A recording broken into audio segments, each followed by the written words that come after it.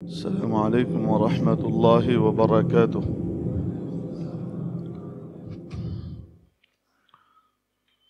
الحمد لله وكفى وسلام على عباده الذين اصطفى.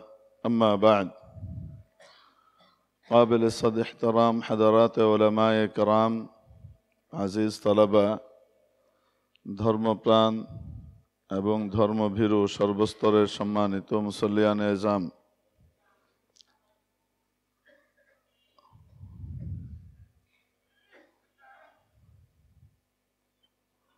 আল্লাহ জাল্লা শানুহু আম্মা নওয়ালুহ আমাদেরকে তার মহান ঘরে হাজিরি দেবার তৌফিক দান করে ধন্য করেছেন।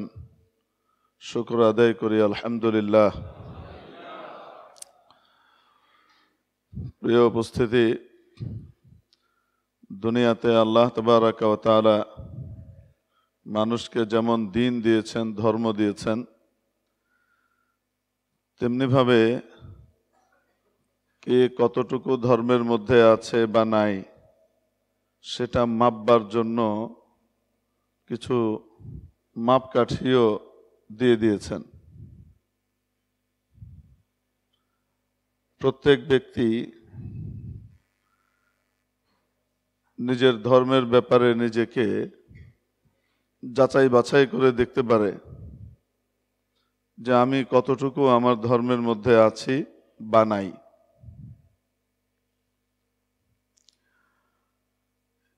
এই জন্যে আল্লাহ তাবারাকা ওয়া তাআলা তার নবীজির মাধ্যমে যেমনিভাবে ধর্মবেত্তাদের কাছে কিছু নিক্তি দিয়ে দিয়েছেন, তেমনিভাবে প্রত্যেক ধর্মাবলম্বী কেউ নিজে নিজেই নিজেকে যাচাই বাছাই করবার জন্য কিছু মানদণ্ড দিয়ে দিয়েছেন, যেটাতে সে নিজেই নিজের ওজন করতে পারে, নিজের পরিমাপ করতে পারে এবং এই পরিমাপ করে নিজেকে সংশোধন করতে পারে, শুধরাতে পারে। হাদিসে পাকের মধ্যে বিভিন্নভাবে বিভিন্ন ভাষায় বিভিন্ন স্তরের মাপকাঠি দেয়া আছে। তন্মধ্যে একটি হলো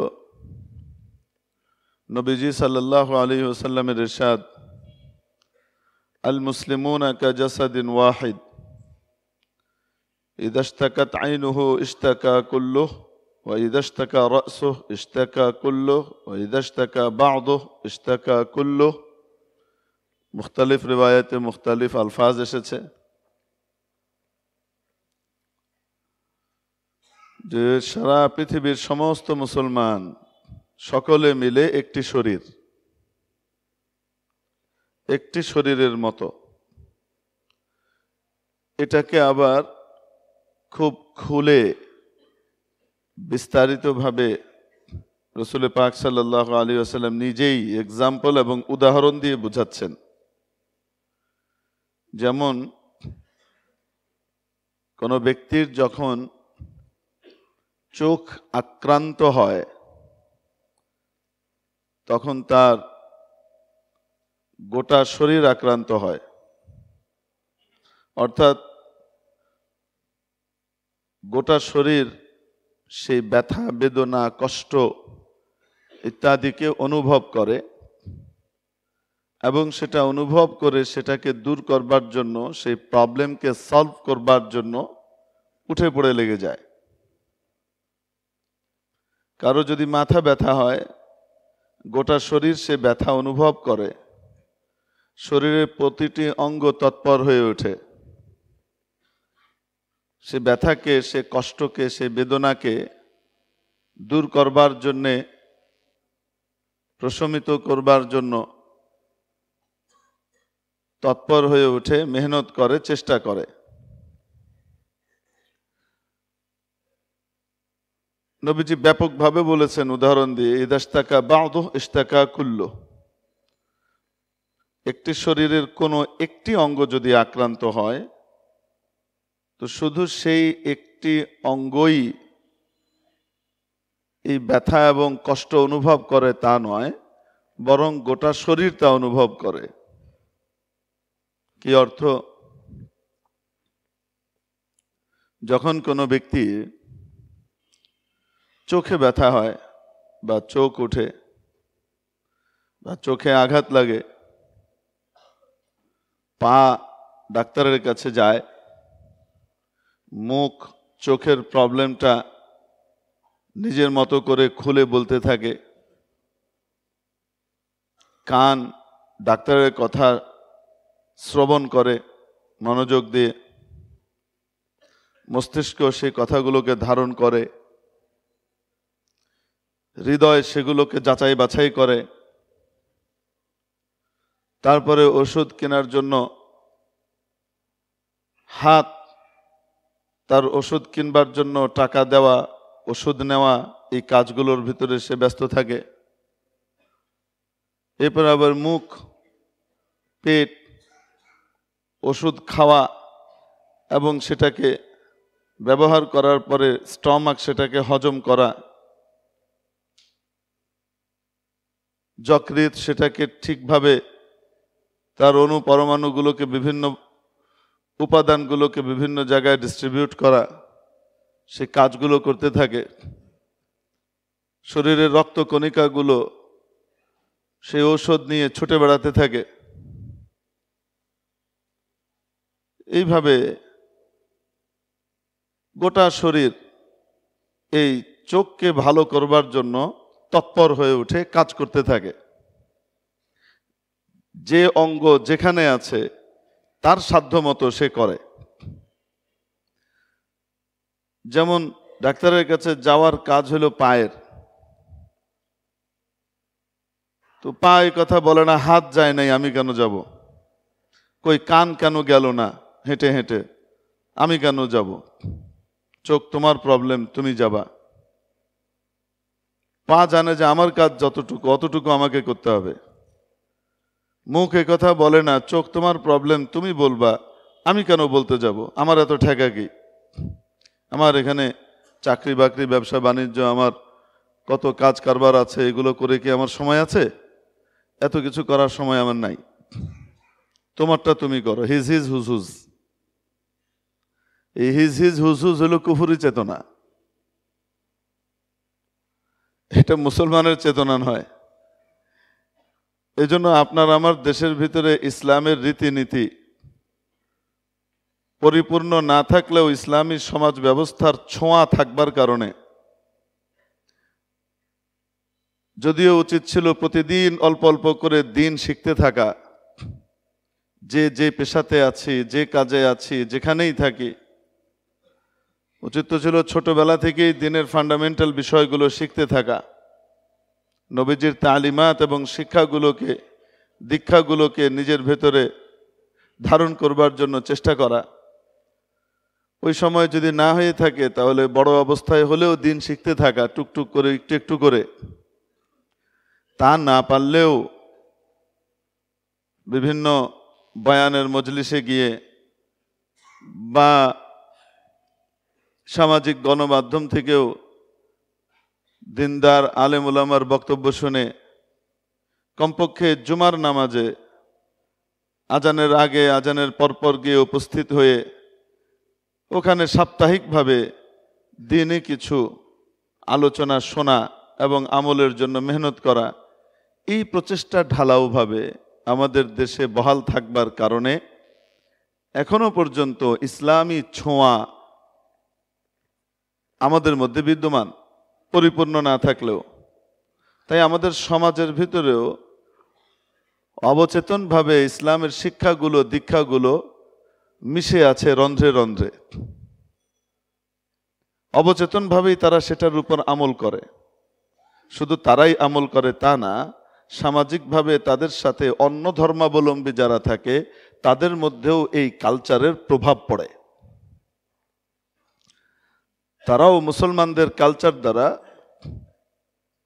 সামাজিকভাবে, সামাজিক কারণে তাদের সাথে উঠা বসা করবার কারণে প্রভাবিত হয়। যেমন মনে করেন, মানুষের শরীরে কিছু অঙ্গ প্রত্যঙ্গ আছে, যেই অঙ্গ প্রত্যঙ্গগুলো সকলের সামনে খুলে দেওয়া, দেখানো, এটা ইসলাম হারাম করেছে, এটা ইসলাম নাজায়েজ করে দিয়েছে, হারাম। ওই জায়গাগুলো কারোর সামনে খোলা যাবে না। পুরুষের জন্য নাভি থেকে নিয়ে হাঁটু পর্যন্ত, নারীর জন্য গোটা শরীর,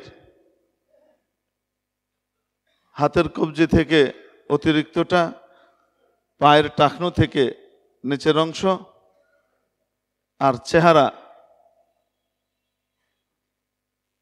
কান, ঘাড়, চুল মাহরামদের জন্য, আর গায়রে মাহরামদের জন্য আরো কিছু অংশের নিষেধাজ্ঞা সহকারে, যে ওইটা দেখানো যাবে না। কিন্তু কমন ভাবে পুরুষের জন্যই, ধরেন আপনি পুরুষ নারী সকলের জন্যই তার যে গোপনাঙ্গ লজ্জাস্থানের যে জায়গা এবং তার আশপাশের জায়গা, এটা সকলের সামনে খুলে রাখা বা কারোর সামনে ওপেন করা, এটা ইসলাম চরম নিন্দার দৃষ্টিতে দেখে এবং ঘৃণার দৃষ্টিতে দেখে, নির্লজ্জতার দৃষ্টিতে দেখে। এজন্য ইসলাম এগুলো অন্যের সামনে খোলাকে হারাম করেছে। হারাম মানে সর্বোচ্চ পর্যায়ের নিষেধাজ্ঞা দিয়ে, নিষেধাজ্ঞা আরোপ করে তাকে এটার ব্যাপারে বাধ্য করেছে, তুমি খবরদার এটা করতে পারো না, তুমি যদি মুসলমান হয়ে থাকো। এই জন্য আপনি দেখেন ইসলামের তালিমাত এবং শিক্ষা কেমন এখনো পর্যন্ত। এখন তো আমাদের মাশাআল্লাহ ঘরে ঘরে টয়লেট আছে, এক বাড়িতে কয়েকটা টয়লেট আছে, ওয়াশরুম আছে। আগে একটু দূরে হলে হতো, তারও আগে যদি আপনি 200-300 বছর আগে যান, তাহলে একান্ত রাজরাজড়া বা বনেদি ফ্যামিলির যারা আছে, এরকম কেউ কেটা ছাড়া বাকি সকলেই সাধারণত বনে বাদাড়ে, জঙ্গলে, মাঠে ঘাটে গিয়ে, পাহাড়ে টিলার উঁচু জায়গার আড়ালে আবডালে গিয়ে নিজেদের কাজ সারত। কারণ তখন জমি এর মাসাহাত পরিধি অনেক বেশি ছিল, খালি জমি। এখন আবাদি জমি বেড়ে যাচ্ছে, খালি জমি বা ফসলি জমি দিন দিন কি হচ্ছে, কমে যাচ্ছে। তো যখন কমা শুরু করেছে আর মানুষের দূর দরাজে যাওয়ার ব্যবস্থার ভিতরে পেরেশানি দেখা দেওয়ার আশঙ্কা দেখা দিয়েছে, আল্লাহ তাবারাকা ওয়া তাআলা সিভিল ইঞ্জিনিয়ারিংকে এত উন্নত করে দিয়েছেন যে এখন আর চারিদিকে ছড়ে বাড়ি হয় না, এখন উপরের দিকে যায়, আসমান পর্যন্ত যা, কত জায়গা আছে দেখ। এবং মানুষের ভিতরে এই বুদ্ধি দিয়ে দিয়েছেন, যার বাথরুমটা তো ঘরে রাখলেই হয়, অত দূরে যাওয়ার দরকার কি, টাট্রি বানাও। আগে যেটা বনেদি ফ্যামিলির লোকরা করতো, সেটা এখন প্রত্যেক মানুষই তার বাড়িতে বাথরুম বানাচ্ছে। কিন্তু এই চল কবে শুরু হয়েছে? 300-400 বছর, 500 বছর ধরে। তার আগ পর্যন্ত খুব কম মানুষের বাড়িতে বাথরুম থাকতো, মানুষ দূরে দূরেই চলে যেত। একান্ত শহুরে মানুষ ছাড়া গ্রামগঞ্জের মানুষের বাথরুম ছিলই না। আমার দেশেও ছিল না গ্রামগঞ্জের মানুষের বাথরুম, আজ থেকে 100 বছর আগেও ছিল না গ্রামগঞ্জে। এখন তো আল্লাহর রহমতে স্যানিটেশন সিস্টেম অনেক ভালো। তো তার আগে মানুষ কি করতো? নবীজির যুগে সাহাবী বলেন, কানা রাসূলুল্লাহ সাল্লাল্লাহু আলাইহি ওয়াসাল্লাম ইযা যাহাবা আল মাযহাব আবআদ। নবীজি যখন যাওয়ার জায়গায় যেতেন, দেখেছেন কি সুন্দর ইঙ্গিত দিয়ে।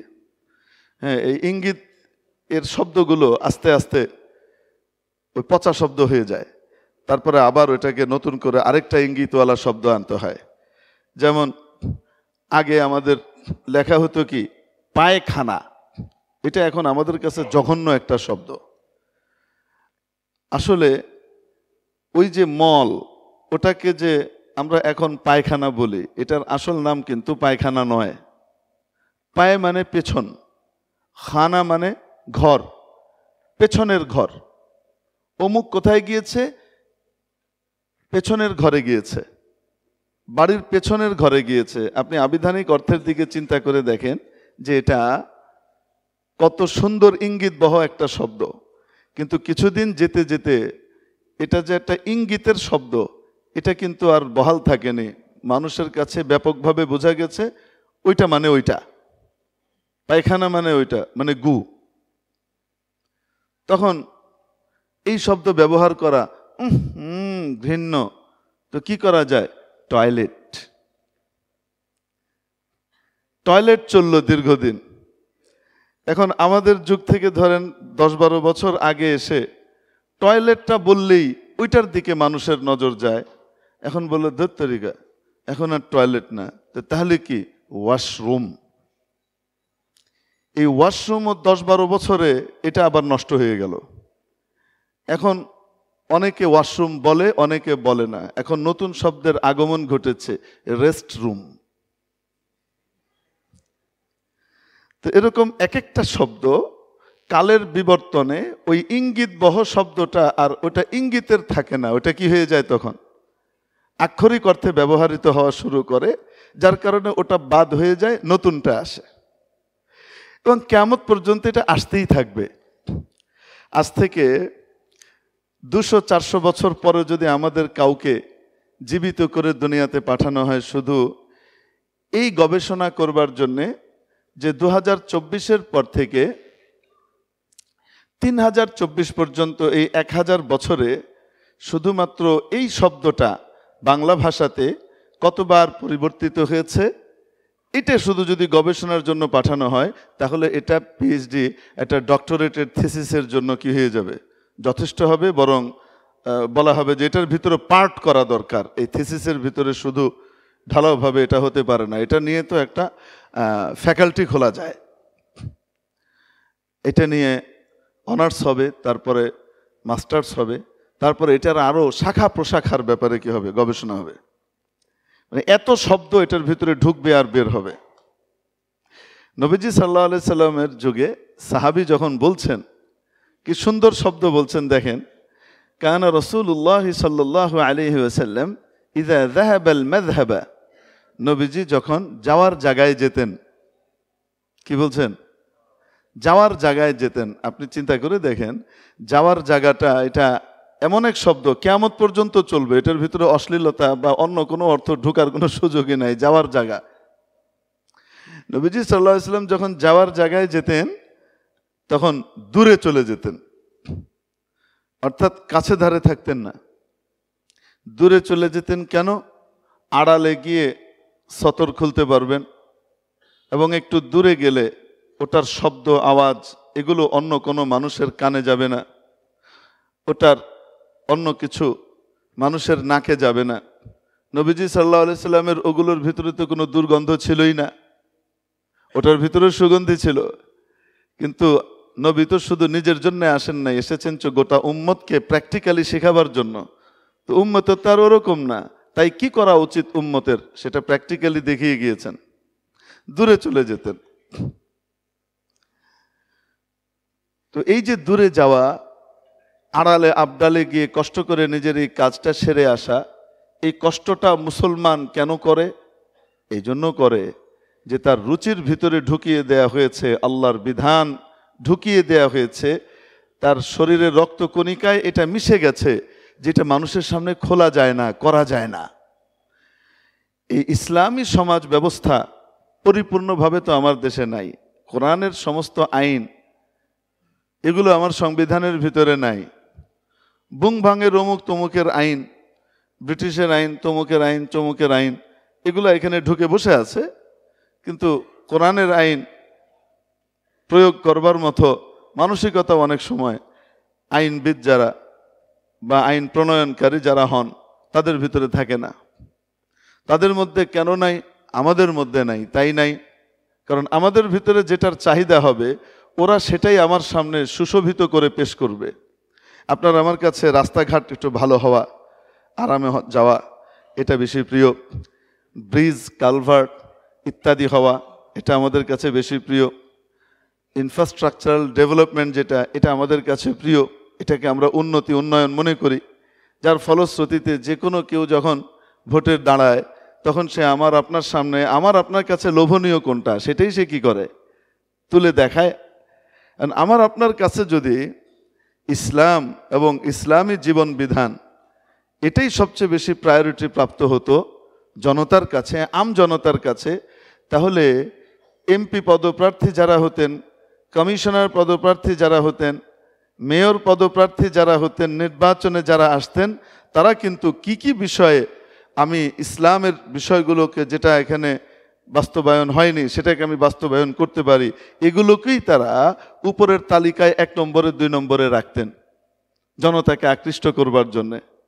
এজন্য শুধুমাত্র তারাই দায়ী তা নয়, ইসলামী সংস্কৃতি, কৃষ্টি, কালচার, ইসলামী আইন একদম মূল রাষ্ট্র ব্যবস্থার ভিতরে সন্নিবেশিত না হবার জন্য সমভাবে আমরাও দায়ী। কারণ আমরা এটার প্রয়োজনীয়তা উপলব্ধি করি না। যদি উপলব্ধি করতাম তাহলে আমাদের জন্য তারা এটা করতেন। এজন্যই রসুল পাক সাল্লাল্লাহু তাআলা আলাইহি ওয়াসাল্লাম আল্লাহ পাকের পক্ষ থেকে যে সিরিয়াল আমাদেরকে শিখিয়েছেন দিনদার বানানো, দিনদার হওয়া, সেটা কিভাবে, কয়েকটা ধাপ হতে পারে। দেখেন, একদম উপর মহলে ইসলাম আসবে সংসদে, সেখান থেকে ইমপ্লিমেন্ট করা হবে, সব জায়গায় কি হয়ে যাবে, জ্বলে যাবে। সংসদ, রাষ্ট্র, তারপরে সমাজ, তারপরে পরিবার, তারপরে ব্যক্তি। এই একটা ধাপ। আরেকটা ধাপ হলো ব্যক্তি, পরিবার, সমাজ, রাষ্ট্র। এই ব্যক্তি, পরিবার, সমাজ, রাষ্ট্র, রাষ্ট্র, সমাজ, পরিবার, ব্যক্তি, স্তরগুলোকে এভাবে যেতে পারেন, ওভাবে আবার সাজাতে পারেন। তো এই 2 সাজানোর প্রক্রিয়ার মধ্যে কোনটা হওয়া উচিত, এটা রব্বে দুল জালাল সূরাতুত তাহরিমের মধ্যে আমাদেরকে জানিয়ে দিয়েছেন। ইয়া আইয়ুহাল্লাযীনা আমানু কু আনফুসাকুম ওয়া আহলিকুম নারা, ও ঈমানদাররা, তোমরা বাঁচাও নিজেদেরকে এবং নিজের পরিবারকে জাহান্নামের আগুন থেকে। তাহলে সিস্টেমটা কোনটা গেলেন, নিচ থেকে উপরে না উপর থেকে নিচে, কোন দিকে গেলেন? ব্যক্তি, পরিবার, সবার আগে নিজের মধ্যে, তারপরে নিজের ফ্যামিলির মধ্যে। নিজেকে জাহান্নামের আগুন থেকে বাঁচাও, নিজের ফ্যামিলিকে জাহান্নামের আগুন থেকে বাঁচাও। এরপরে তুমি কি করো, উম্মতকে নিয়ে চিন্তা করো। চিন্তা, চেতনা, ফিকির গোটা উম্মত থাকবে, কিন্তু প্রায়োরিটি তোমার কাছে 1 নম্বর নিজের হবে, 2 নম্বর নিজের ফ্যামিলির হবে, 3 নম্বর তোমার আত্মীয় স্বজনের হবে, আশপাশের পাড়া প্রতিবেশীর, এরপরে তোমার সমাজ, এরপর রাষ্ট্র, এরপর আন্তর্জাতিক পরিমণ্ডল। এই যে ধাপ, এই ধাপটাকে সমর্থন করলেন রব্বুল আলামিন, বরং এই ধাপটা আল্লাহ রব্বুল আলামিনের দেওয়া ধাপের সাথে মিলে। আর আরেকটা হলো, আমি আগে রাষ্ট্রে ইসলাম দেব, তাহলে সব জায়গায় কি হয়ে যাবে। কারো কারো মত হলো এরকম, সংসদে যদি আলো জ্বলে যায়, ইসলামের আলো, তাহলে ওই সেন্ট্রাল পাওয়ার হাউসে সুইচ টিপলে গোটা দেশে অটোমেটিক ইসলামের আলো জ্বলে যাবে। মনে রাখতে হবে, ধাপ ব্যক্তি, পরিবার, তারপর সমাজ, রাষ্ট্র। এইটা সমাজ রাষ্ট্রকে বাদ দিয়ে শুধুমাত্র ব্যক্তি আর পরিবার নিয়ে চিন্তা করে থাকা, এটাও ইসলামের পরিপূর্ণ বিধান নয়। আবার আগে রাষ্ট্র ঠিক হবে, তারপরে সমাজ, তারপরে পরিবার, তারপরে ব্যক্তি, এই ধারাবাহিকতায় চিন্তা করা, এই চিন্তাধারাও সঠিক নয়। যিনি ব্যক্তিকে নিয়ে ব্যস্ত, নিজেকে দিনদার পরহেজগার বানাবার জন্য ব্যস্ত, তাকে বলা হয়েছে শুধু তুমি ব্যক্তিকে নিয়ে চিন্তা করলে হবে না, তুমি তো আখিরি নবীর উম্মতি, আখিরি নবীকে গোটা পৃথিবীর জন্যে দায়ী হিসেবে পাঠানো হয়েছে। তুমিও আল্লাহর দিনের দাওয়াত নিয়ে গোটা পৃথিবীতে কি করবে, ফেরি করবে। তো সবার আগে শুরু করবে নিজ থেকে, তারপরে তোমার পরিবার, তারপরে তোমার আত্মীয় স্বজন, সমাজ, রাষ্ট্র। রাষ্ট্রকে ভুলে থাকা, শুধু নিজ আর নিজের পরিবারকে নিয়ে দিনের ফিকির করা, এটা কেমন? এটা হলো স্বার্থপর মানুষের মতো। ইসলাম কাউকে স্বার্থপর বানায় না। তুমি তো নিজের জন্য জান্নাত ঠিক করলে, কিন্তু অন্যদের জান্নাতের ব্যাপারে কোনো ফিকিরই করলে না। এটা আখেরি নবীর চিন্তাধারা নয়।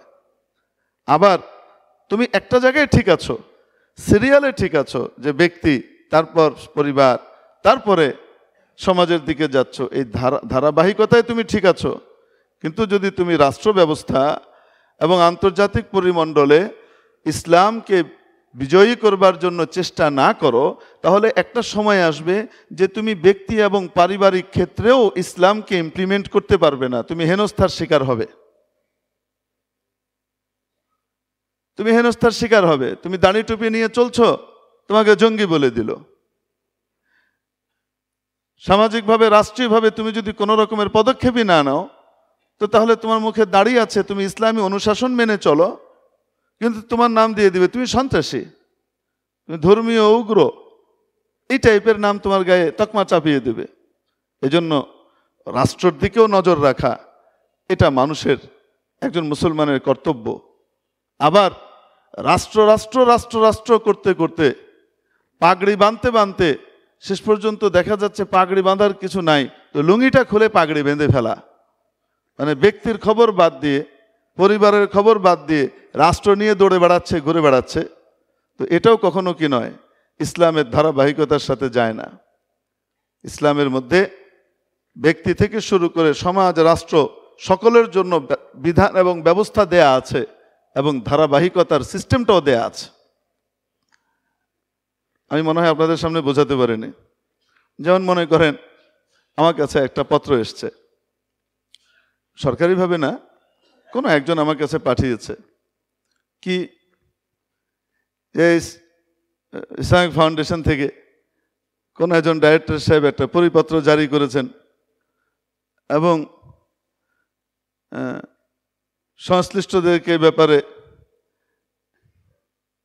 নির্দেশক্রমে অনুরোধ করেছেন। নির্দেশক্রমে অনুরোধ করেছেন, এটা সরকারি ভাষা। মানে কাউকে যখন কিছু বলা হয়, আদেশ দেওয়া হয়, তো সেই আদেশটা কিভাবে আসে? নির্দেশক্রমে অনুরোধ, একটু ভদ্রতা সাথে নির্দেশ করা আর কি। তো এটা দেয়া আছে। তো সেখানে কি আছে? বলা আছে যে দুর্নীতির বিরুদ্ধে, হালাল রিজিক এর ব্যাপারে সকল মসজিদ থেকে বক্তব্য রাখার জন্য নির্দেশক্রমে অনুরোধ করা হলো। এখন আমার দেশটা যদি প্রকৃত ইসলামী রাষ্ট্র হয়, আর ওই জায়গাতে যারা বসবেন তারা কোনো দল মতের ভিতরে নাই, তারা কোন দিকে থাকেন, ইসলামের উপরেই পরিপূর্ণ থাকেন, এই টাইপের হয়, তো তাহলে এই ধরনের প্রক্রিয়া খুবই উপকারী। কেন্দ্র থেকে সকলকে দিক নির্দেশনা দেওয়া হচ্ছে, এবং সঠিক দিক নির্দেশনায় গোটা দেশটা সুন্দরভাবে এগিয়ে যাচ্ছে। এটা খুবই উপকারী। সমস্যাটা কোথায়? সমস্যা হলো যে ওই চেয়ারে বসবে তার নিজের মুখে দাড়ি নাই, ডাইরেক্টর সাহেবের নিজের মুখে দাড়ি নাই, নিজে পর্দার বিধান মেনটেন করেন না, নিজের ফ্যামিলিতে দিন নাই, দিনকে বাস্তবায়নের জন্য ওনার চেষ্টাও নাই, কিন্তু উনি গোটা দেশে কি চিন্তা করে ফেলবেন? ইমাম সাহেব, খতিব সাহেবদেরকে কন্ট্রোল করবেন। থাবড় খাওয়ার আর কোনো জায়গা নাই। ফাইজলামি পাইছ?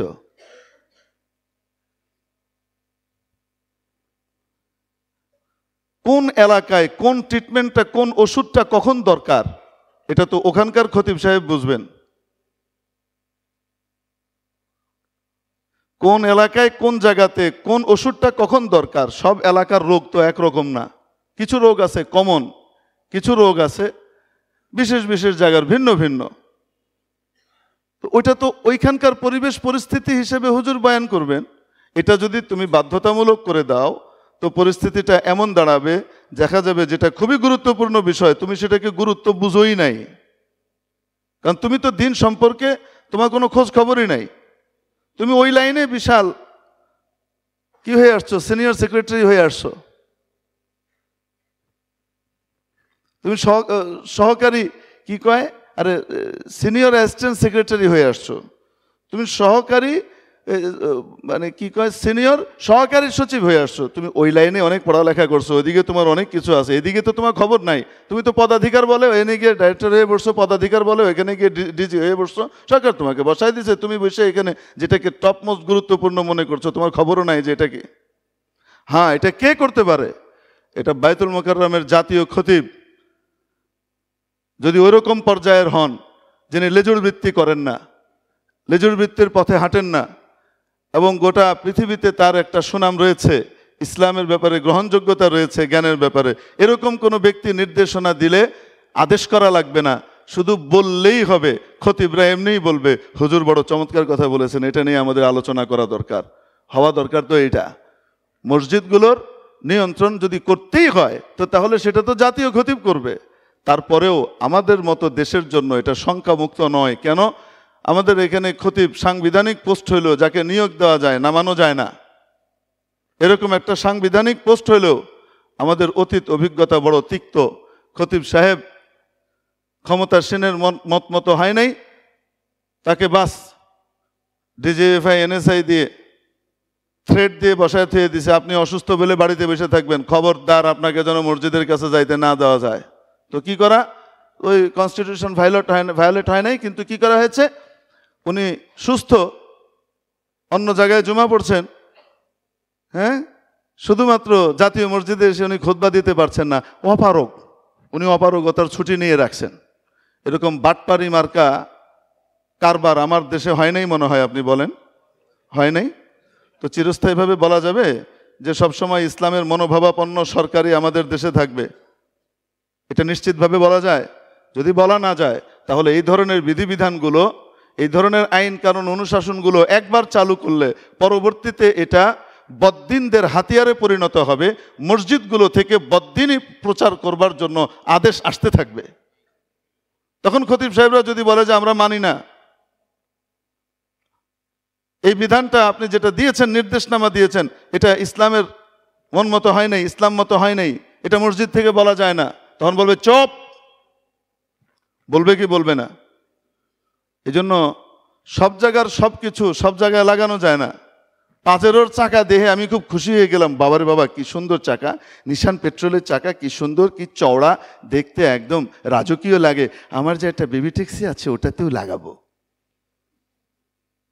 তো তোমার বেবি ট্যাক্সি তো থাকবে না, ওটা লাগাতে গেলে তো অর্ধেক কাটা বেরিয়ে যাবে। যা কিছু সৌদি আরবে আছে তা তুমি এখানে আনবা। সৌদি আরবে হাইয়াতুল উলামা আছে, হাইয়াতুল কিবার লিল উলামা আছে, ওখানকার ধর্মমন্ত্রী এবং ধর্মকেন্দ্রিক যিনি সর্বোচ্চ ব্যক্তি হন, ওনার আওতায় 7টা মিনিস্ট্রি আছে, 7টা মিনিস্ট্রি ওনার কথা অনুযায়ী চলবে। এখানে বাদশার কোনো কথা চলবে না। বাদশাহ কোনো কথা বলতে হলে ওনার সাথে কথা বলে তারপরে বলবে। আমার দেশে এই সিস্টেম আছে? ওখানে চাইলেও মোহাম্মদ বিন সামলান সব কিছু করতে পারে না, মাতব্বরি মারতে পারে, কাউকে ওএসডি করে দিতে পারে, কাউকে প্রেশার দিয়ে এটা ওইটা করতে পারে, করছে সে, কিন্তু তাই বলে সব কিছুর ভিতরে সে মোড়লিপনা করবে সেটা সে চাইলেও পারে না। ওখানকার ওলামা একরাম, শীর্ষ পর্যায়ের ওলামা একরামের কর্তৃত্বের ভিতরে এটা আছে, তারা পারে ওটাকে কি করতে। জনগণের ভিতরে এখনো সেই চেতনা আছে ওখানে বিদ্যমান। মক্কা মদিনার কারণে, নবীজির শহর হওয়ার কারণে ওটার আলাদা একটা অবস্থান রয়েছে, সেটা কি আমার দেশের আছে? আমি চাইলেই ওখানকার সব কিছু এখানে এসে লাগাইতে গেলে তো ভেজাল বাঁধবে। সেদিন দেখলাম এক দলের প্রধান, এখনো মাশাআল্লাহ ক্ষমতায় যাননি, ক্ষমতায় মগডালে যাওয়ার কি আছে, ইচ্ছা আছে। ইসলামী এক দল, খুব স্ট্রং দল, ক্ষমতার মগডালে যাওয়ার জন্য পাইপলাইনে আছেন, খুব ইচ্ছা আছে। ওই দলের প্রধান মাশাআল্লাহ চমৎকারভাবে ডাক্তার সাহেব আহ্বান করেছেন, কিন্তু ডাক্তার সাহেবের এই উপলব্ধি করার ক্ষমতা এখনো হয় নাই যে ওটা এখানে ইমপ্লিমেন্ট করতে গেলে আগামী 2 বছর পরে কি ভয়ঙ্কর অবস্থা দেখা দিতে পারে। এখন যদি সমস্যা নাও হয়, এই সমস্যাটা আগামী 2 বছর পরে প্রকট এবং ভয়ঙ্কর হবে, তখন কে সামাল দিবে? তখন তো প্রতিটা মসজিদ থেকে নীতি কথার পরিবর্তে চাপ দিয়ে রাষ্ট্রের দুষ্ট লোকের কথা বলানো হবে। তখন কোথায় যাব? আমাদের ভিতরে দ্বীনি চেতনাই দূর হয়ে যাবে। উনি ওইটা বললেন, আর সাথে সাথে ইসলামী ফাউন্ডেশন থেকে ডিরেক্টর সাহেব একটা পরিপত্র জারি করে দিলেন। এই বেটাকে খোঁজ নিয়ে দেওয়া দরকার, সে কোন দলের, সে কি দলীয় এজেন্ডা ওখানে বসে বাস্তবায়ন করছে নাকি রাষ্ট্রের কাঠামো অনুযায়ী কথা কথাবার্তা বলছে। এই দেশের ভিতরে শীর্ষ পর্যায়ের ওলামায়ে কেরাম এবং ইসলাম বেত্তাদের সাথে আলোচনা না করেই এই ধরনের একটা পরিপত্র জারি করা, এটা অপরাধ। এটা রাষ্ট্রে বিশৃঙ্খলা সৃষ্টি করার নামান্তর। আজকে ভালো ভালো টপিক এসছে, কালকে ভালো টপিক আসবে, পরশুদিন অন্য একটা টপিক, এমন একটা টপিক দিল যেটা আমার সমাজের সাথে যায় না, বরং এটা বলতে গেলে ফিতনা হবে। তখন সেখানে কি হবে? বা ওইটা বলতে এমন বিষয় এনে দেয়া হলো যেটা দিয়ে কোনো একটা রাজনৈতিক দল বা কোনো এক প্রকারের মানুষকে কচুকাটা করবার মতো কি করা হলো, নির্দেশনামূলক আলোচনা দিয়ে দেয়া হলো। অমুক সূরার অমুক আয়াত থেকে অমুক আয়াত পর্যন্ত কি করবেন, খতিব সাহেবরা বলবেন। এবং ওটার ভিতরে জিহাদের ওই স্তর যেটাতে সাইজ করার কথা বলা হয়েছে, তার আগে যে আরো অনেক স্তর আছে সেগুলো নাই। এরকম একটা ধাম করে দিয়ে দিলে তখন খতিব সাহেব কোথায় যাবে?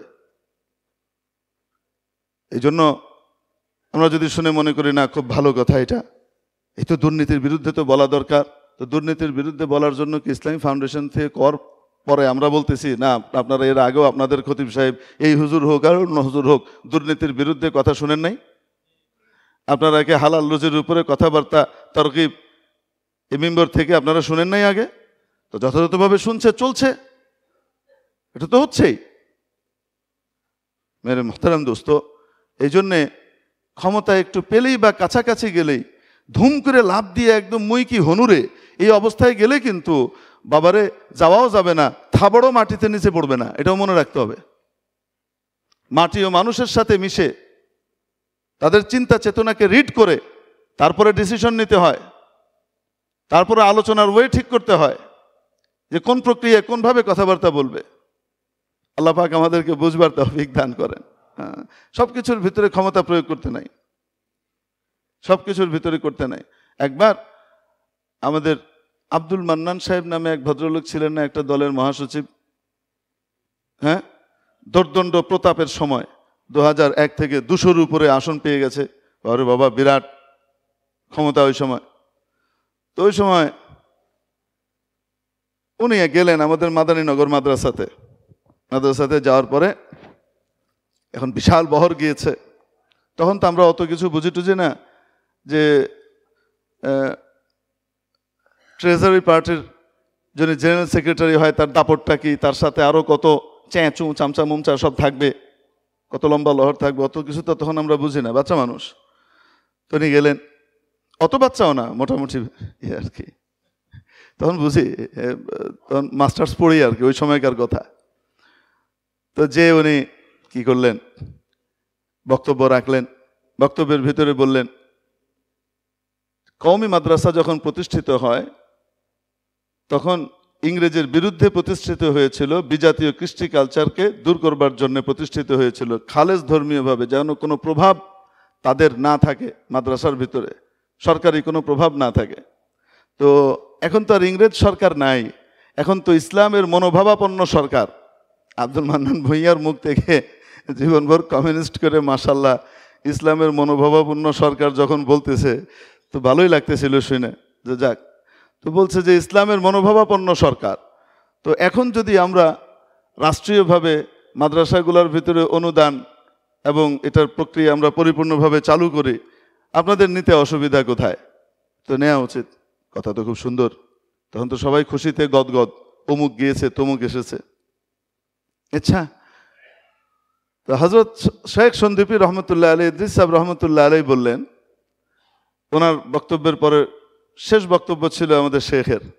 তো শেখ বক্তব্যের ভিতরে বললেন যে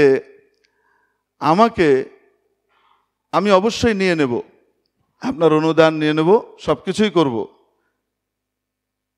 যেভাবে আগে খেলাফতে রাশেদার আমলে রাষ্ট্রীয়ভাবে এগুলোর সব তত্ত্বাবধান করা হতো, সমস্ত মসজিদ, সমস্ত মাদ্রাসায় সব কিছুর যাবতীয় খরচ ইত্যাদি সব রাষ্ট্রের পক্ষ থেকে ব্যয় করা হতো। তো এগুলো যেমন হতো আমরা নিয়ে নেব, কিন্তু আমাকে নিশ্চয়তা দিতে হবে যে আপনি এবং আপনার পার্টি আজীবন ক্ষমতায় থাকবেন। এখানে কোনো ইসলাম বিদ্বেষী কোনো ক্ষমতাওয়ালা কেউ আসবে না, 1। 2, আপনাকেও নিশ্চয়তা দিতে হবে যে আপনার পার্টি কোনোদিন মুনাফিকি করে চেহারা ঘুরাই ফেলবে না। তিন, আপনি আমাকে কমপক্ষে এতটুকু দেন যে এই যে 5 বছর আপনাদের মেয়াদ, এই মেয়াদ আপনারা পুরো করতে পারবেন, এটার যদি নিশ্চয়তা দিতে পারেন তো তাহলে বলেন দেখি, তাহলে নেওয়া শুরু করব। তো এখন উনি বলছে এটার নিশ্চয়তা কিভাবে দিব হুজুর, এটার নিশ্চয়তা দেউন যায় না। তো এটার নিশ্চয়তা দেউন না গেলে এই সমস্ত জিনিস আমাদের ভিতরে ঢুকায়নো না। আজকে ঢুকানো শুরু করবেন, কালকে বলবেন ওট বস আমাদের কথায় চল, ধর্ম আর ইসলামকে কন্ট্রোল করা শুরু করবেন। আমাদের দেশে যতটুকু দিন ধর্মের মুক্তভাবে চেতনা প্রচার করবার সুযোগ রয়েছে, এই সুযোগটা বন্ধ করে দিয়েন না। তো এরকম কেন্দ্রীয়ভাবে খুতবা কন্ট্রোল আর নিয়ন্ত্রণ করবার জন্য ওই কেন্দ্রীয় ওই জায়গাগুলোর ভিতরে সত্যিকারের ইসলাম বেত্তা এবং দিনদার পরহেজগার এবং ওই ধরনের অভিজ্ঞ মানুষের স্থায়ীভাবে নিয়োগ যতদিন পর্যন্ত নিশ্চিত না হয় ততদিন ওই সমস্ত জায়গা থেকে এই সমস্ত স্পর্শকাতর বিষয় ওখানে অর্পণ করে দেওয়া, এটা সাময়িক লাভের কারণ হলেও ভবিষ্যতে ভয়ঙ্কর ক্ষতির কারণ হয়ে দাঁড়াতে পারে। তো মেরে মোহতারাম দোস্ত, তো বলছিলাম ওই যে রসুল পাক সাল্লাল্লাহু আলাইহি সাল্লাম কোন দিকে চলে যেতেন? দূরে চলে যেতেন। সাহাবীরাও দূরে চলে যেতেন। কেন? নিজেদের এই জায়গা কাউকে দেখানো যায় না, এটা ইসলামী কালচার এবং শিক্ষা ছিল, এটা কাউকে দেখানো যায় না। যার ফলশ্রুতিতে আমার দেশের সামাজিক পরিবেশে আপনি কোনো হিন্দুকেও দেখবেন না যে ওপেন স্ট্রিটে বা ওপেন স্পেসে, পাবলিক প্লেসে সব কিছু খুলে হাগামুতা করছে। কোনো মুসলমানকে তো দেখবেনই না। এই মুসলমানদের সাথে আমাদের হিন্দু ভাইরা, খ্রিস্টান ভাইরা থাকতে থাকতে তাদের ধর্মীয় এই সমস্ত বিষয় আছে কি নাই সেটা পরের বিষয়, কিন্তু তারপরও সামাজিক এই প্রভাব মানুষের চলাফেরার কারণে এতটুকু বিদ্যমান। কেউ এখানে খুলে ওপেন জায়গাতে করবে না, অবাস্তব না বাস্তব? করবে না। কিন্তু যেখানে কেন্দ্রীয়ভাবে এভাবে ইসলামিক কালচারের বিকাশ ওইভাবে নাই, ব্যক্তিগত বা বিশেষ গোষ্ঠীগত পর্যায়ে রয়েছে কিন্তু ব্যাপক হারে নাই, সেই সমস্ত জায়গার ভিতরে আপনি দেখবেন, আমি কোনো নাম নেব না, হ্যাঁ, অনেক উন্নত দেশ, অর্থনৈতিক ভিত অনেক মজবুত এবং অ্যাটমিক পাওয়ারেরও মালিক এবং পৃথিবীর একটা অঞ্চল এর নিয়ন্ত্রণ প্রতিষ্ঠিত করবার জন্য বিভিন্ন পরাশক্তি তাদেরকে আবার মাঝে মাঝে হাতে নেয়, মাঝে মাঝে ছাড়ে, এরমও করে। এই টাইপের অনেক দেশের ভিতরেও আপনি দেখবেন মাশাআল্লাহ যে আপনি ট্রেনে করে যাচ্ছেন, আমি নাম নিলাম না দেশের কথা, হাজার হোক বন্ধু রাষ্ট্র যাচ্ছে, আপনি ট্রেনে যাচ্ছেন ফজরের সময়, ডানে বামে আপনি ট্রেনের জানালা দিয়ে তাকাতে পারবেন না। কেন? মাশাআল্লাহ ট্রেনের লাইনের পাশাপাশি মানব 2 লাইন বসে আছে, সব কিছু খুলে হেগে বেড়াচ্ছে, লাজ শরম কিছুই নাই। এরা আবার আমাদেরকে মাঝে মাঝে বলে যে এদের কালচার নেই, কিছু নেই, ওদের কিছু নেই, হ্যাঁ টাকা নেই, পয়সা নেই, চিকিৎসার জন্য আমাদের কাছে আসা লাগে, তাহলে আবার বড় বড় কথা বলি। বুঝি বাবা রে বাবা, এবার হাঁকতেই জানোস না, এখনো পর্যন্ত নিজের জিনিস গোপন করতে জানোস না, বড় বড় কথা কসামগুলোকে। আমাদের সারা বাংলাদেশে ঘুরে দেখ, একটা ফৈন্নির ছাও কোনোদিন কি করবে না, ওপেন জায়গার ভিতরে এই কাজ করবে না। তার ভিতরে ইসলামী কালচার রয়েছে, ইসলামের শিক্ষার কারণে মানুষের ভিতরে এই চেতনাগুলা থাকে। এজন্য বললাম হিজ হিজ হুজ হুজ, এই যে কালচার আমাদের বাংলাদেশে আলহামদুলিল্লাহ এখনও পরিপূর্ণভাবে আসে নাই, কিছু শহুরি জায়গায় চলে আসলেও এখনও ব্যাপক হারে আমাদের সমাজের ভিতরে হিজ হিজ হুজ হুজ নাই। তারা বিশ্বাস করে মানুষ সামাজিক জীব, সমাজকে নিয়ে তারা চলে। ডক্টর হুমায়ুন আহমেদ সাহেব ঘটনা লিখেছেন, আমেরিকাতে ওনার দোস্ত ওনাকে দাওয়াত দিয়েছেন, ওখানে উনি তখন পিএইচডি করছেন, তো দাওয়াত দিয়ে নিয়ে গেছেন, গিয়ে টিয়ে খাওয়া দাওয়া হয়েছে, খুব পেট ভরে খেয়েছেন এবং খুব সেদে সেদে বুফে খাওয়া, মানে বুফের মতোই, বুফে না, হোটেল থেকে বড় দোকান, ওখানে বলছে তুমি এটা নাও হুমায়ুন, এটা নাও হুমায়ুন, এটা নাও, আরে এটা নাও না, কারণ এটা অনেক দামি। আরে ধুরু দামি, তুমি খাও না, কিসের দামি, জীবন তো একটাই, খাও, আরে খাও। খুব পেট টেট ভরে খেয়ে দে, তারপরে খাওয়া শেষ হওয়ার পরে উনি দেখেন ওই বেটা বেরিয়ে চলে যাচ্ছে। হুমায়ুন আমি তো ব্যস্ত, তো যাই, পরে আবার দেখা হবে। উনি খাওয়া দাওয়ার কস্ট বিলটা এটা, হ্যাঁ হিজ হিজ হুজ হুজ, প্রত্যেকে যা যারটা দেবে। তাহলে তুমি আমাকে দাওয়াত করার কি অর্থ হলো? আমি তোমাদের সকলকে একত্রিত করে দিলাম, একসাথে তোমরা একটা আনন্দ করলে, মজা করলে, এটাই তো, আবার কি? এই টাইপের ইতরামি সামাজিকতা ওই অ্যাটমিক পাওয়ারের দেশে থাকতে পারে, আমার এই ছোট্ট ক্ষুদ্র বাংলাদেশে মানবতা, মনুষ্যত্বের, সভ্যতার যে বিকাশ, আমি বলবো এই দিক থেকে আমরা ওদের চাইতে অনেক উন্নত। এই রকম যদি কোনো লোক দাওয়াত করে নিয়ে খাওয়ায় আসে, যত বড় লোকই হোক, তারপরে বলে যে যার যার বিল শেষে পে করবে, দাওয়াত আমার, বিল সবার, দাওয়াত আমার, বিল যার যার।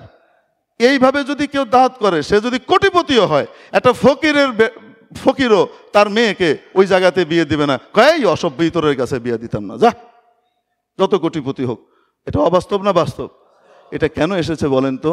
ইসলামী চেতনা সংস্কৃতির কারণে। যে ইসলাম মানুষকে শিখায় তুমি শুধু ব্যক্তিকে নিয়ে চিন্তা করলে হবে না, তুমি তো সামাজিক জীব। ইসলামিক কালচার, মেহমানদারি, এটা তো হলো আল্লাহর নবীর পক্ষ থেকে দেওয়া জিনিস, আল্লাহর পক্ষ থেকে আসা একটা গিফট।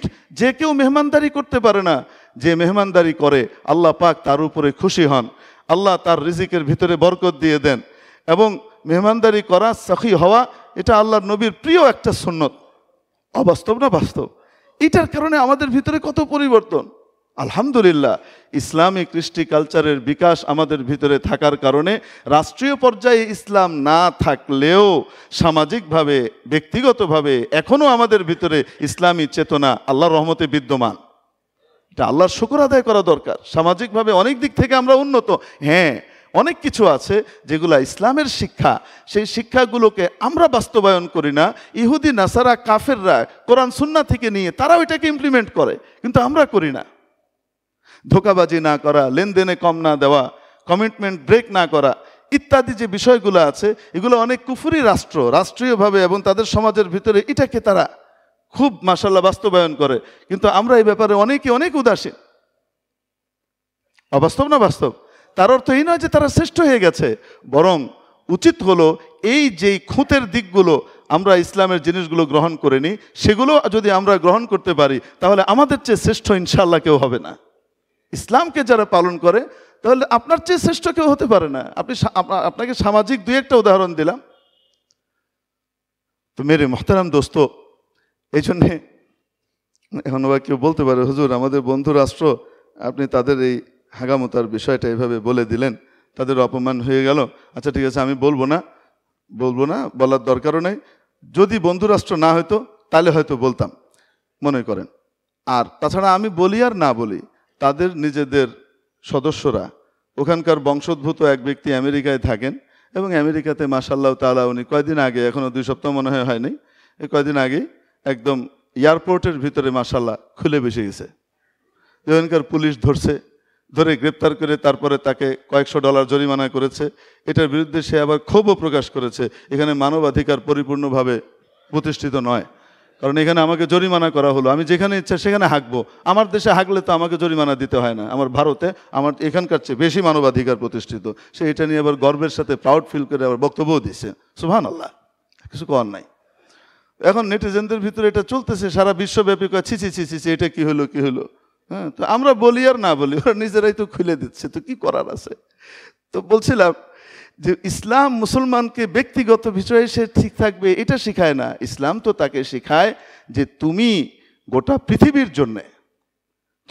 পৃথিবীর জন্য, তো আল্লাহ রসুল এই নিক্তি দিয়ে দিলেন, তুমি তো একটা গোটা মুসলমান সমাজ একটা শরীরের মতো, শরীরের হাত আক্রান্ত হলে গোটা শরীর পেরেশান হয়ে যায়, কিভাবে ওইটাকে সুস্থ করা যায়, প্রবলেম সলভ করা যায়।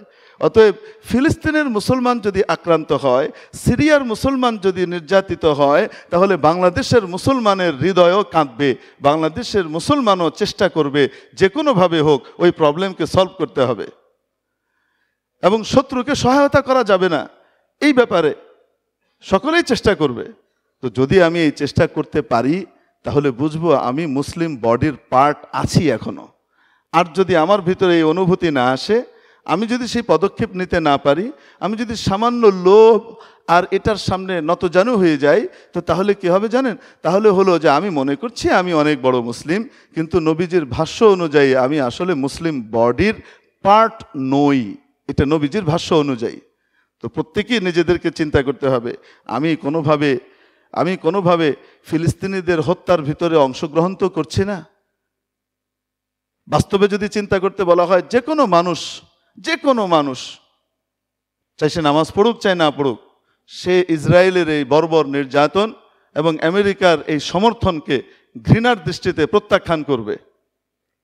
কিন্তু অবচেতনভাবে না জেনে অনেক সময় অনেক কিছু করে ফেলি। আমি আপনাদেরকে একটা হাদিস শোনাবো বলেছিলাম, বুখারী শরীফে একটা ঘটনা এসেছে। রাসূলুল্লাহ সাল্লাল্লাহু আলাইহি সাল্লাম একটা দল পাঠালেন নাজদের দিকে, যুদ্ধের দল। তারা গিয়ে বনু হানিফার যে সর্দার, সংঘর্ষ হলো, সবাই পালিয়ে গেল।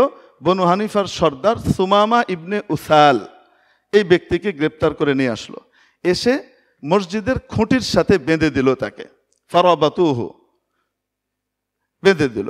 রাসূল পাক সাল্লাল্লাহু আলাইহি সাল্লাম তার কাছে আসলেন, এসে জিজ্ঞেস করলেন, মা ইনদাকা ইয়া সুমামা, সুমামা তুমি কি আশা করো, তোমার কাছে কি আছে বলো, কি আশা করো? উনি বললেন, সুমামা বললেন, ইনদি খায়র, আমি তো ভালো আশা করি।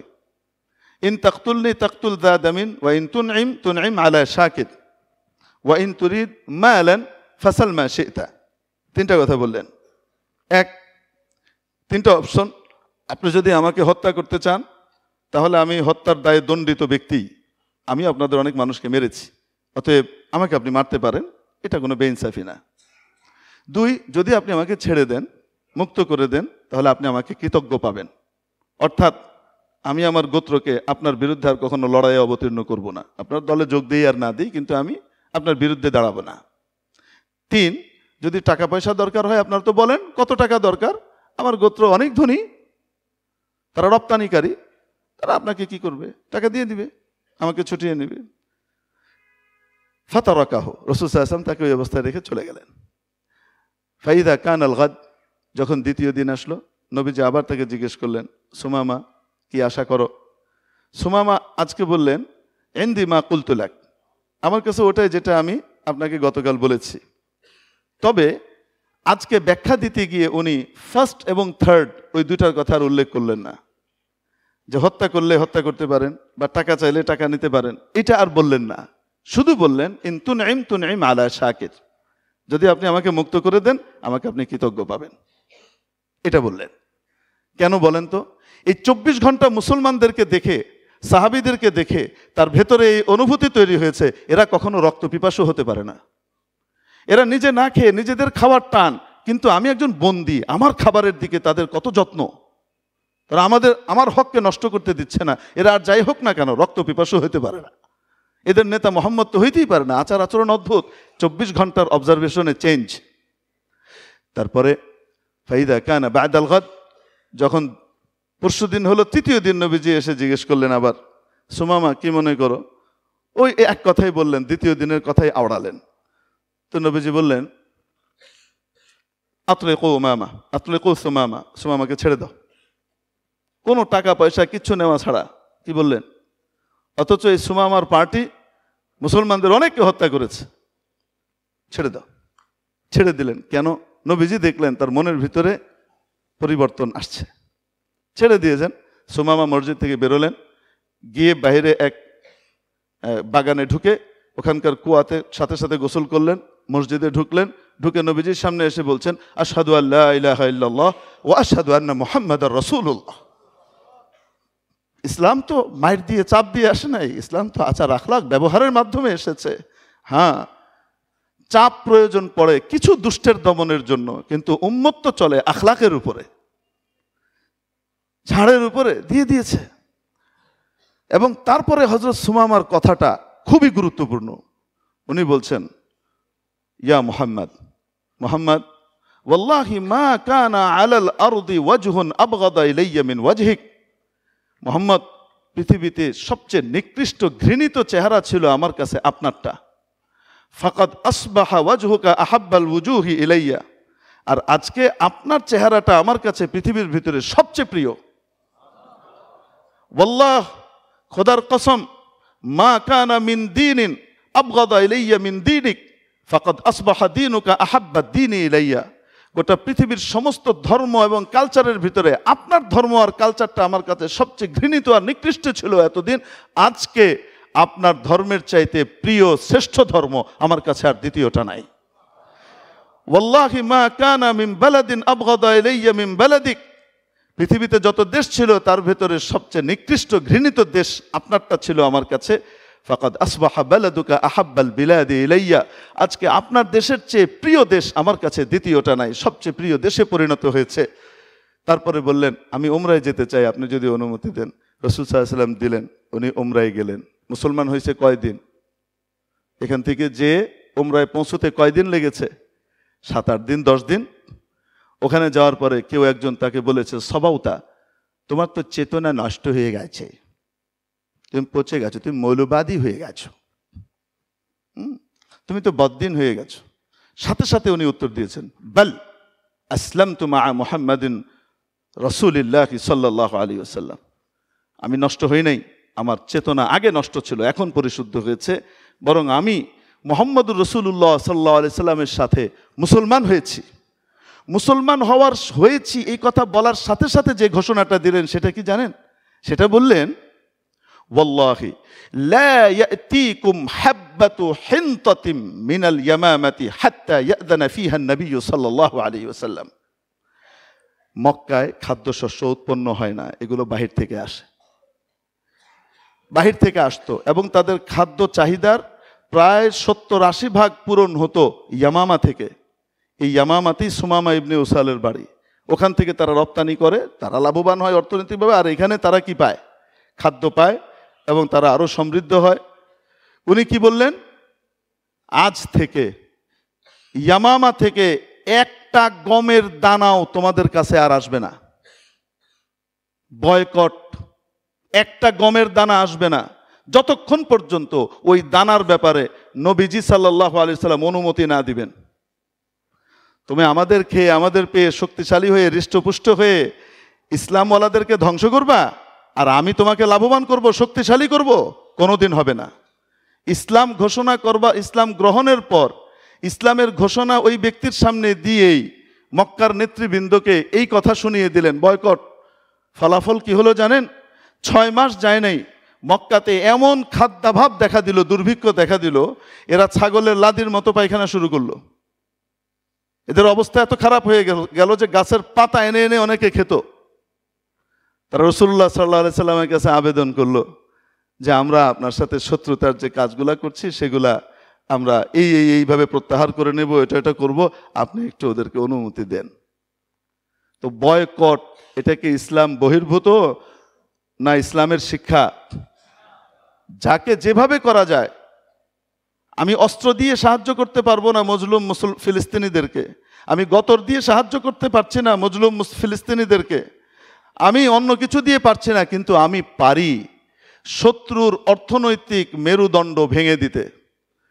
তারা মাল্টিন্যাশনাল কোম্পানি খুলেছে,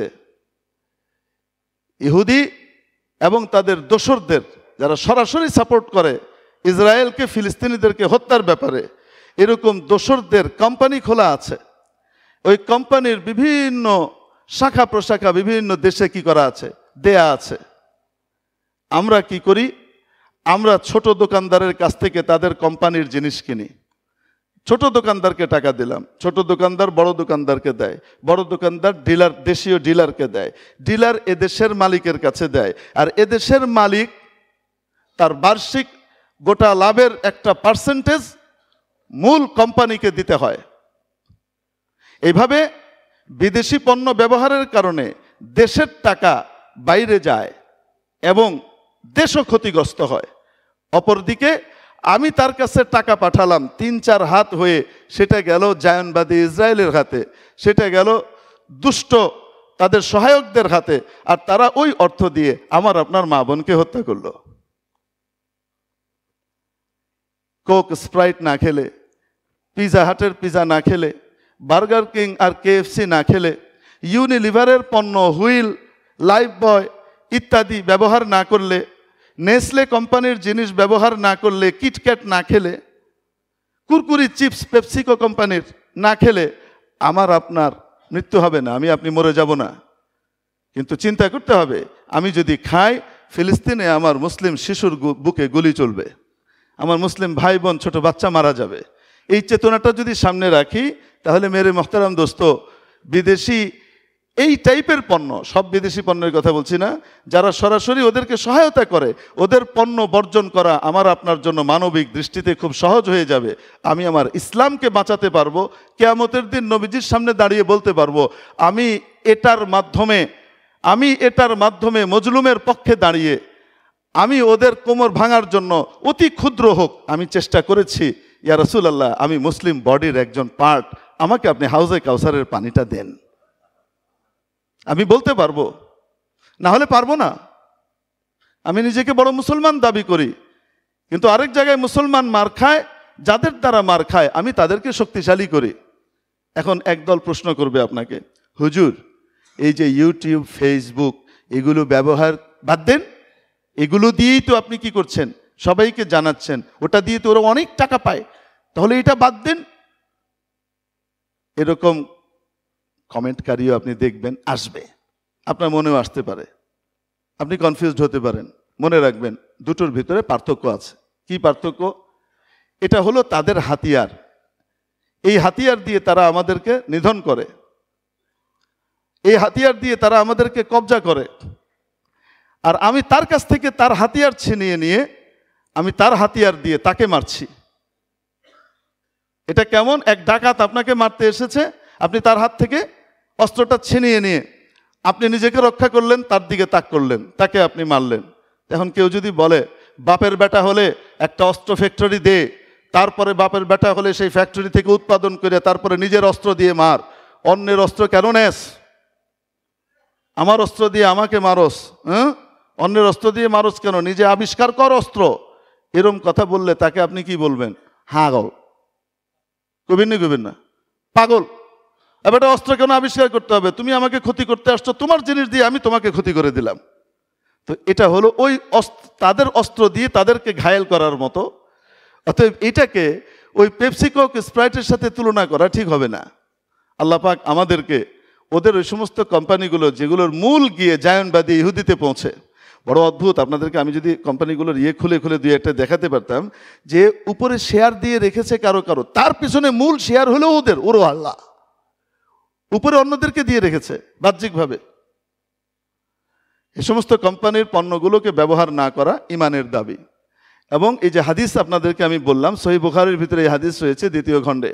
আল্লাহ তাবারাক ওয়া তাআলা আমাদেরকে আমল করবার তৌফিক দান করেন, নিজেদেরকে প্রকৃত মুসলিম হবার তৌফিক দান করেন। ওয়া আখিরু দাওয়ানা আলহামদুলিল্লাহি রাব্বিল আলামিন। ক্ষমা চেয়ে নিচ্ছি, অনেক সময় স্পর্শকাতর টপিক হয়।